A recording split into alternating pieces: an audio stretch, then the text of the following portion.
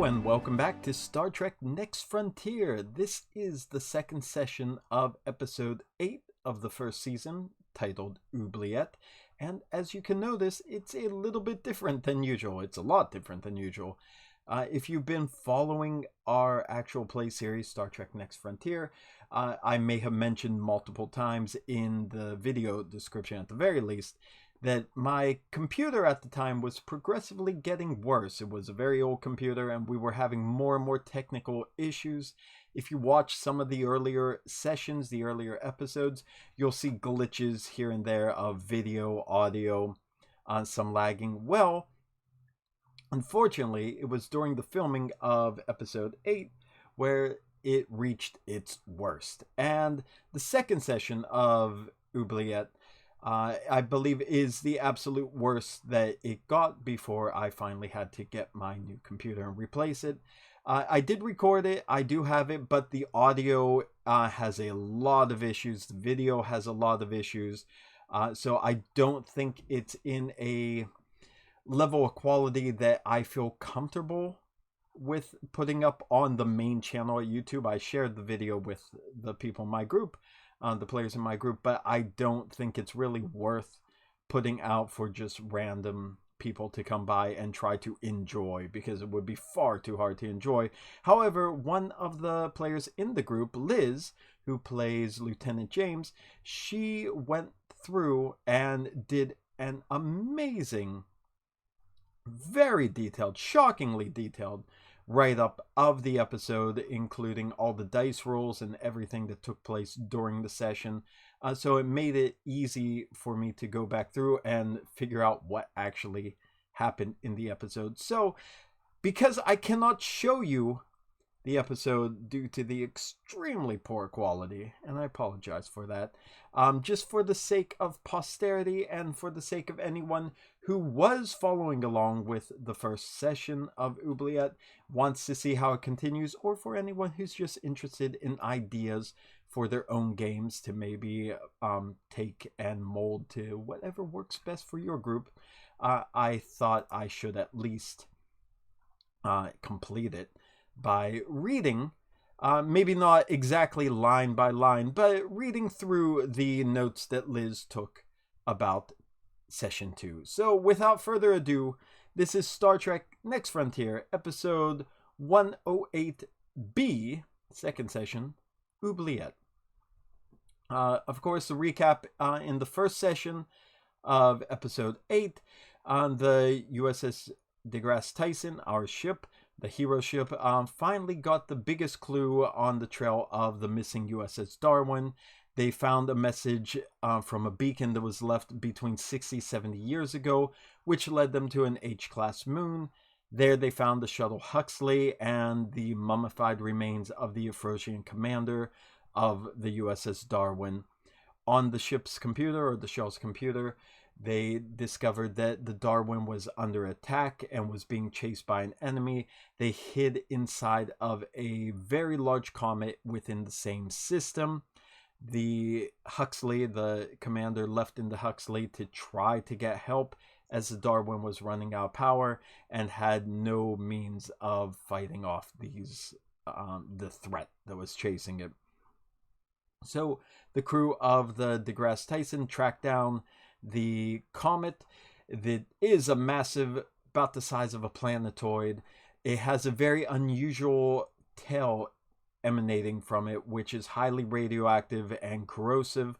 However, they do as much preparations as they can. They dive straight into it in hopes that they could find the remains, what happened to the USS Darwin inside this massive comet. They successfully navigate through the tail. They get to the rocky core, and before they could do anything else, a mysterious force drags them forward into one of the large chasms, and the screen fades to black, which is where we come back from the commercial break here in session 2.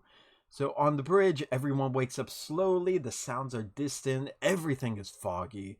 It's like they're waking up from a stupor, as if they were knocked out by or drugged and just left where they were.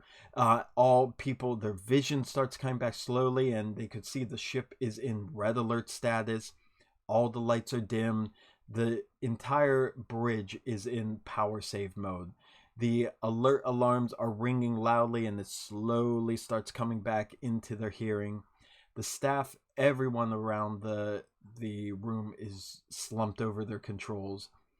Whatever happened put everyone through a loop. Commander Locke is the first to wake up, and he sees the captain on the floor. Her cane is thrown elsewhere on the bridge. Lieutenant Thashran is also unconscious on the floor. The prosthetic antenna he got from his injury is rolling around listlessly next to him. View screen pitch black, and all the primary systems offline. As Lieutenant Drake comes back into focus, Commander Locke asks him for an update. He finds that, of course, all primary systems are offline, but they're not damaged. Lieutenant Alder also advises that everything is in emergency standby mode as the warp core had shut down, and he contacts Lieutenant James down in engineering to try to get an update on the power outages. Lieutenant James was in the Jeffries tube at the time that the ship got sucked into this portal. Of course, Lieutenant Velik, the lead engineer, chief engineer, was left behind on the moon to repair the shuttlecraft before this all happened, so James is pretty much responsible for engineering now. Meanwhile, Drake starts running a scan on the hull of the ship to try to find if there's any damage that they're unaware of since their systems are down. Locke, of course, advises that the priority right now is to restore the power to the engines and then to the shields and communications. He checks on the captain. She responds that really the priority is not her, but getting the ship running and finding out what did this to the vessel. He contacts Thadagia down in sickbay, and he says that the bridge crew requires medical attention, particularly the captain. Down in sickbay, Thadagia was going to send up a medical staff, but he decides he will go up himself. He can't really get any information on casualty reports because the power's down, the communications are down, so he's not even aware what the condition is of everyone on the ship. But he soon finds out as a steady stream of crewmen with various injuries. Nothing too severe, but enough to warrant him calling in as many off-duty medical personnel are possible to help support him, treating everyone so they could get back to work. Back to the bridge, Lieutenant Weber, he's picking himself up. He's getting back to the console. He runs a scan, and he gets massive successes.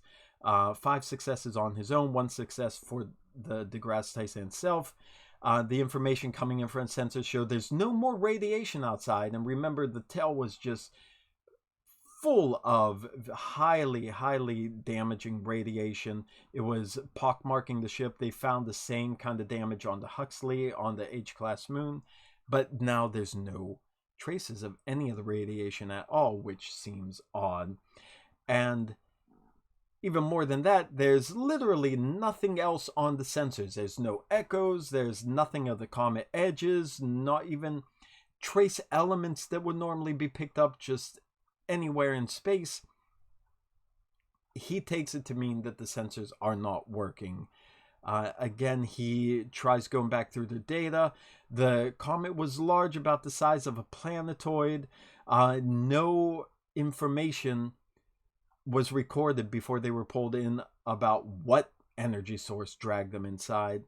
And while there's no sign that the ship exterior is damaged, aside from being scorched and dinged up by the tail of the comet, he still can't be certain because he doesn't know if the sensors are actually functioning properly because the data just doesn't make any sense. Meanwhile, in the mess hall, Lieutenant Krell, the Cardassian operations officer, he's waking up.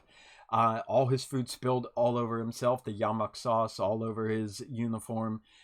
He rushes out to the corridor. He tries getting an update on what's happening with the status of the systems. He contacts Lieutenant James down in engineering and says he's going to go there to try to assist.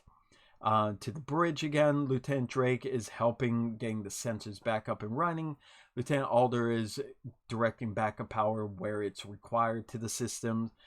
Meanwhile, Commander Locke, he's trying to contact the various people around the ship to get updates and find out how many systems are down, what they have to do. Lieutenant Weber decides, since he's not trusting the sensors, he's going to go run and look out of the viewports to see if he could get a visual with his own eyes on what's outside the ship, what condition the ship is in, so he could see if the sensors are accurate, or if, as he believes, they are not working properly or giving false data. By this time, Thadagia makes it to the bridge and he starts triaging the injuries. He scans the Shran and realizes he needs a lot more medical attention than most, has him sent to sick bay. He decides once he checks on the captain and provides her with a stimulant, he's going to return to sick bay to complete taking care of all the casualties and getting everyone back into fighting form, because everyone's pretty concerned that they don't know what's going on, and now not only do they have a ship that's half-powered, they have a crew that's half-powered with all these injuries. Down in engineering, Lieutenant Krell finally makes his way there.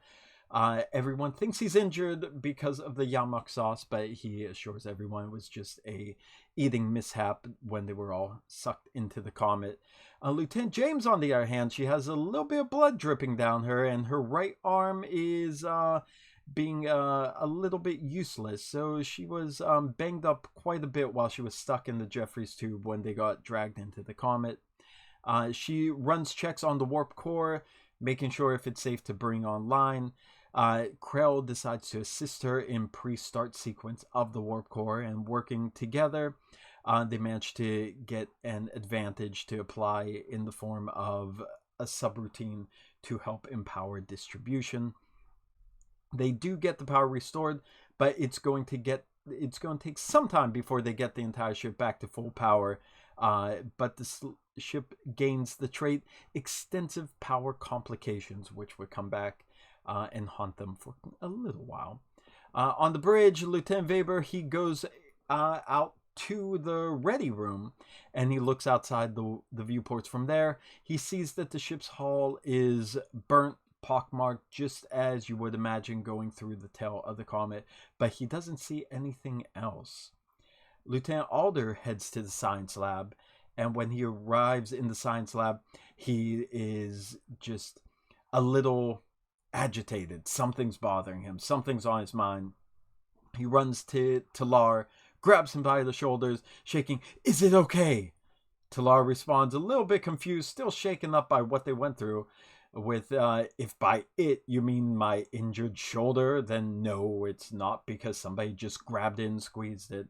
Lieutenant Alder just brushes off the comet from the Tellarite and says, "There's no time for that. Tell me it's okay. We've spent so much time and effort on it. It cannot be destroyed. Have you checked on it?" And Lieutenant Alder runs out the room with Talar following. What is he talking about? On the bridge, Lieutenant Weber reports that there is absolutely nothing to see outside the ship, which is confusing, and Lieutenant James reports to the bridge about the power issues and the injuries of all the crew in engineering. Commander Locke advised that he will organize to get medical to assist engineering as priority, because getting the power back online is their #1 issue right now, so they need their engineers. James asks Commander Locke if he knows what happens outside the ship, and of course, he can't give anything to the chief engineer. They know nothing yet. But he does contact Lieutenant Thadagia, and he said that they need the medical assistant. So Lieutenant Thadagia starts focusing all his healing efforts on the engineering crew. He sends some medical staff, down to engineering, and they start doing all their work down there to get everyone able to assist James in restoring the power as fast as possible. So back in the science lab, Lieutenant Alder and Talar, they run into adjoining science equipment storage lab, and they're scrambling over the equipment. Alder explains to Talar that the T-Aractogenos have to be stored carefully. Talar stops and slowly turns to Lieutenant Alder and said, It occurred to me that's what you were talking about. I thought that the promotion would have knocked some sense into you. Why am I not surprised? Lieutenant Alder explains that the next thing that he was going to do with Commander Locke was make him fractigino by hand. None of the replicated crap, as he called it.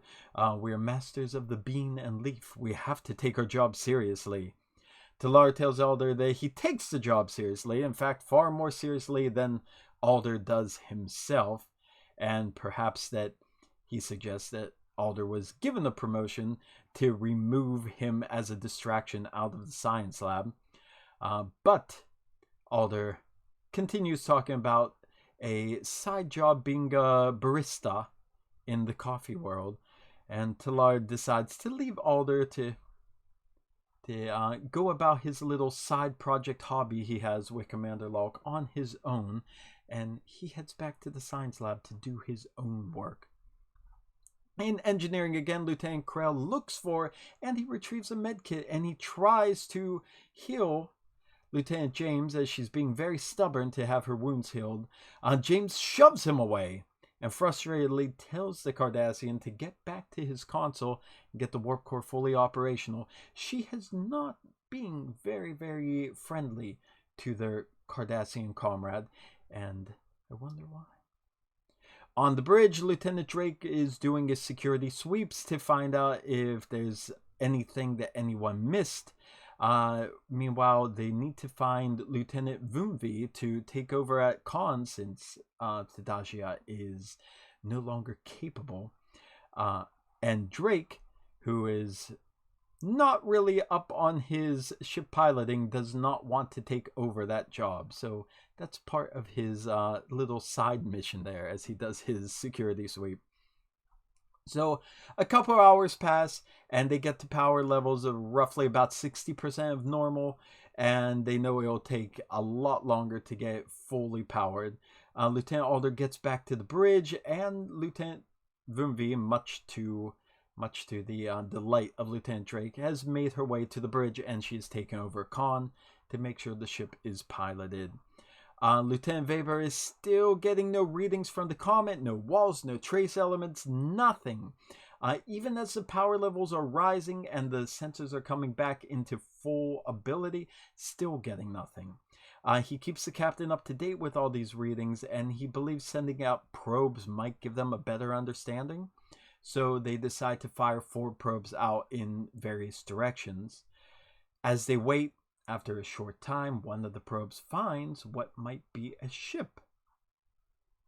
Captain Savik asks Commander Locke what he believes should be done in this situation, and Locke suggests further investigation is necessary before heading over to the ship.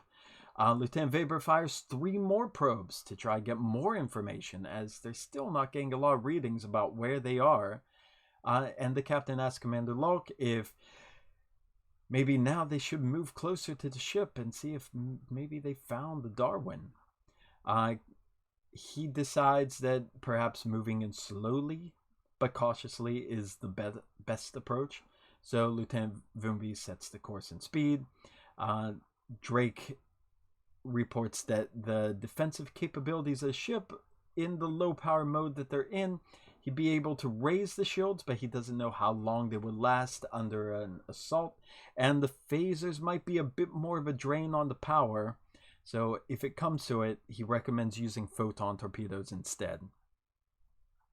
Drake suggests using the probes as breadcrumbs as they're moving around, so they could possibly find their way back to the same position that they wound up in. And so he asks Lieutenant Weber to set this up. Down in engineering, they are still working to get things back in complete order, operational order.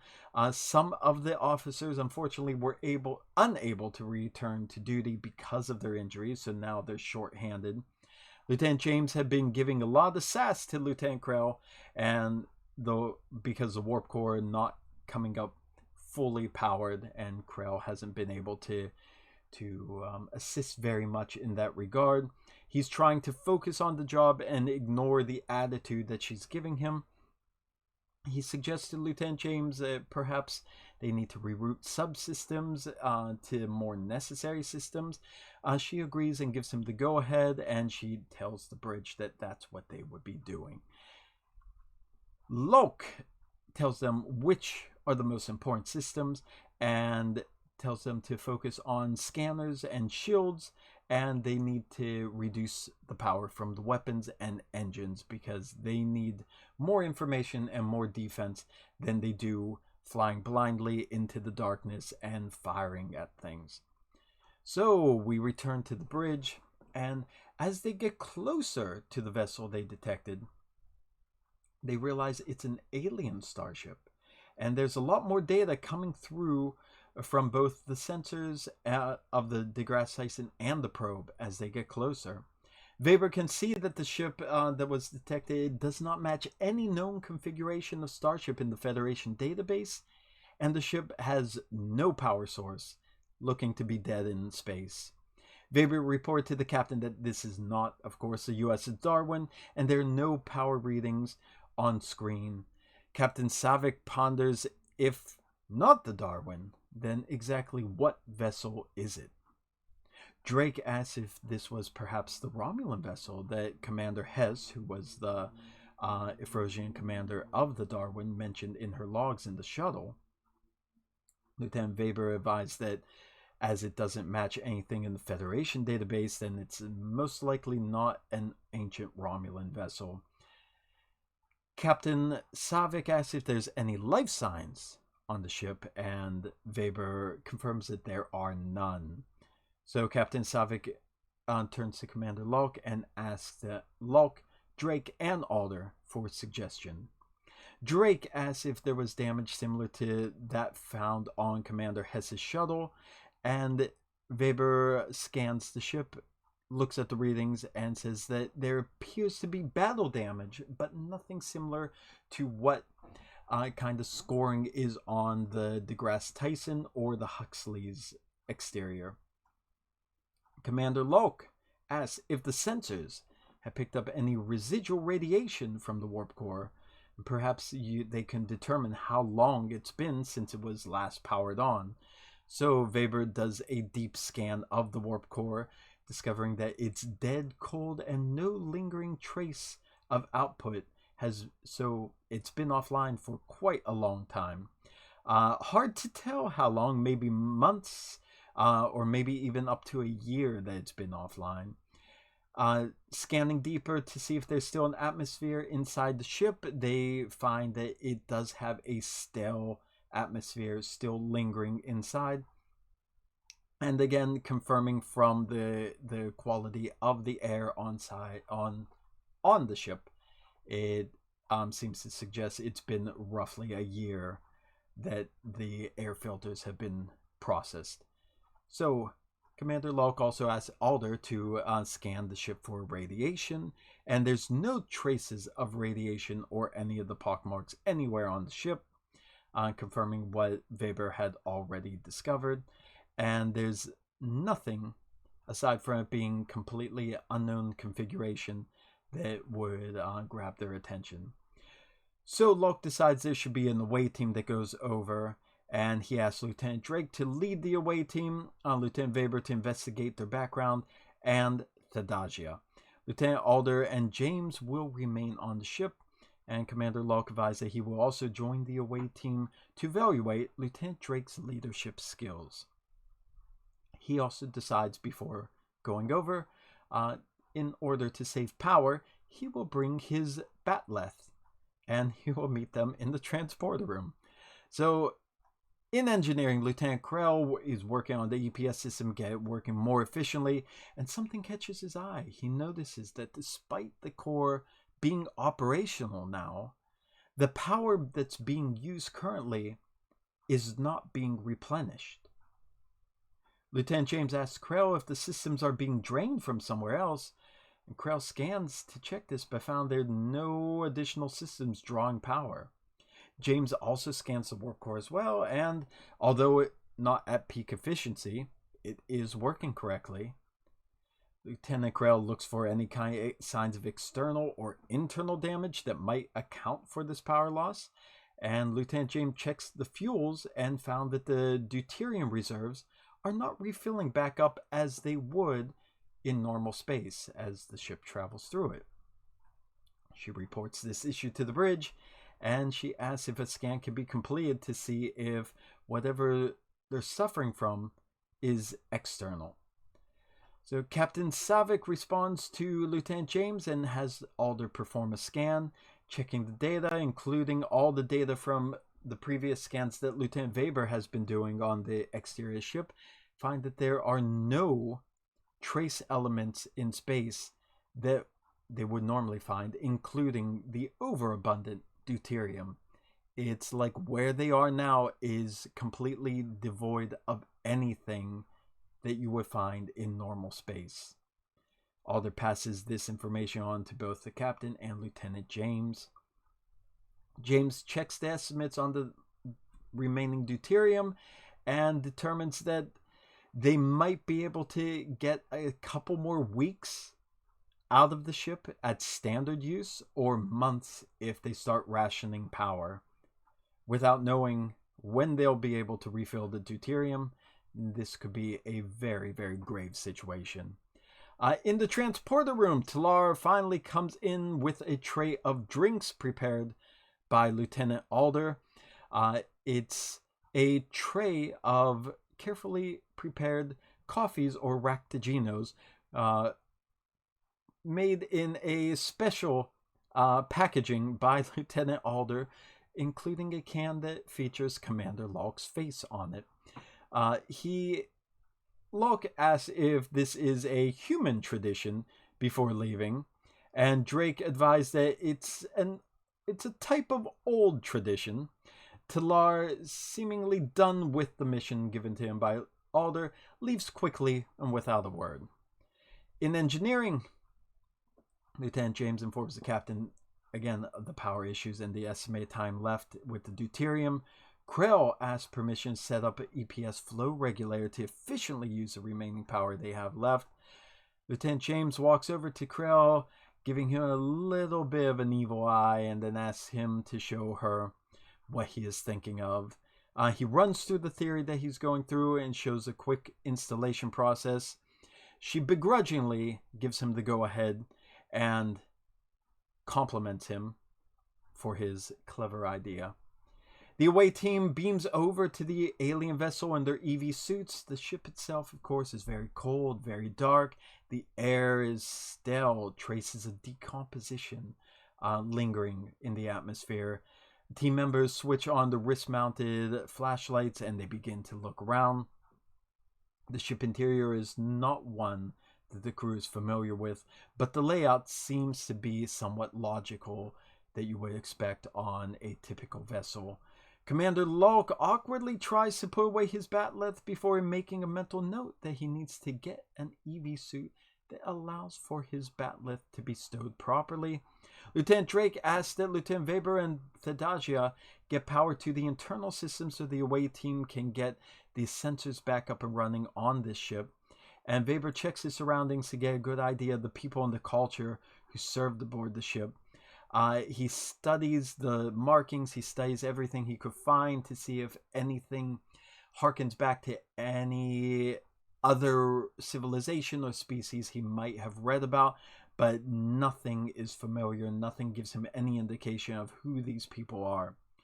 Lieutenant Drake and Commander Locke look for the control room as Lieutenant Thadagia and Weber attempt to get the power restored to the ship. They work together, they get a number of successes, 0 complications, and get the power back on, but there's only a short time left that they can use it, as the engines, the fuel tanks, everything is pretty much on fumes right now. Thadagia decides to link the power of the ship to the tricorder so that they could use his tricorder to only power the areas of the ship or the consoles that they need at any given time, so as to prevent it from being drained entirely. Lieutenant Drake goes to a command console and he starts to download the logs inside the computer pertaining to what they had found since those people, whoever they were on the ship, entered this void area of space that the DEGRASSE Tyson is now trapped in. The most recent logs indicate that they had reconfigured the ship and shields to be some sort of battering ram to try punch through subspace pockets. It seems as though the alien craft was in an unstable nebula when it came across some kind of phenomenon that drew it into this void space where the DEGRASSE Tyson now is. Commander Log checks the captain's logs and downloads them to be sent to Lieutenant. Tadagia notices a tarp pulled over the command chair. A very suspicious looking dusty old tarp draping the command chair. And he points this out to Commander Log. Tadagia moves closer and he pulls the tarp off, and a dried, leathery flesh falls to the floor. It's not a tarp at all. The body appeared to have no skeleton remaining. It was also noted that the species, whoever they are, was featuring a patchwork of skin from not just their own race, but other races, as if they stitched themselves together with the flesh of others. Tadagia requested to be able to take what's left of the body back to the DEGRASSE Tyson for further analysis. Back in engineering, an ensign calls out that they are detecting something strange in the deuterium tanks. Lieutenant James asks the ensign to explain, and ensign advised that it looks as if it's being scanned, but they're not running any scans. Lieutenant James quickly contacts the bridge and asks if the ship is being scanned from somewhere else. Lieutenant Alder returns to his console and he runs his own sensor sweep, and he finds that yes, there is a vessel running a scan on the DEGRASSE Tyson, and he advises the captain. Suddenly, on their own sensors at the very, very far reaches that their sensors can detect at their current power level, an unknown vessel moves into range. And that's where we hit the next commercial break, and that is where Session 2 of Oubliette ended. Again, I apologize for this being such an awkward episode of me just recapping what happened. I feel bad again for the players because they don't get to see their performances, and you, anyone who's viewing this, you don't get to hear their characters speak and get into character and get into the drama and really appreciate the moments as they are. But if you're following, I hope this keeps you up to date. I believe the third session may need a little work, but I don't think it's as bad as the second session was. So I should be able to upload it as is, or maybe with a couple fixes here and there. So look for that in the near future. And thank you again. Thank you for joining us today for Star Trek Next Frontier. And we will be right back after this commercial break. Peace and long.